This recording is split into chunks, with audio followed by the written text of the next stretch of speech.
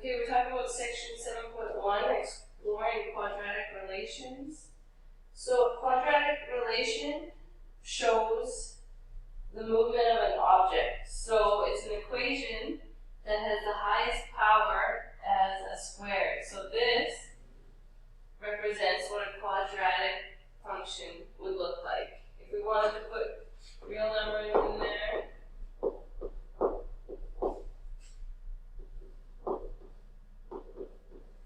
this would be a quadratic function. The highest power is a square, and that makes a parabola shape. So a parabola shape is a U shape. So it could either form a U shape opening down, or it can form a U shape opening up. Okay, so the important thing that we need to look at are these values here. These values, they call them A, B, and C. They tell us stuff about our quadratic function. So if A is a positive number, so if A is positive, your parabola is going to open up.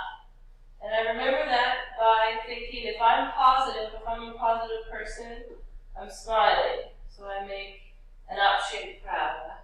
So if my A is negative, if I'm negative, then I'm usually frowning.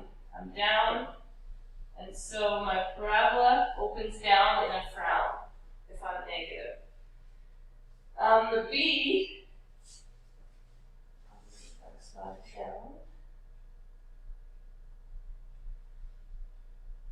So the B in our equation is the changing value of B changes the location of the parabola's line of symmetry.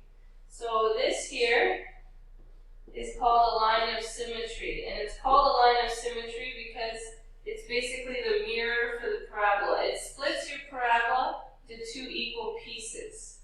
So the axis of symmetry here would be here, splitting this parabola into two equal pieces.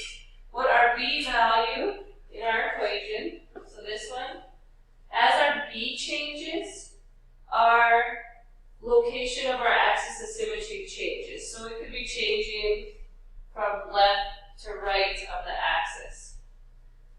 And what our C value represents is our y-intercept. So that last value in my equation, my minus 10 here, this would be where my graph is crossing the y-axis. That would be where my y-intercept is.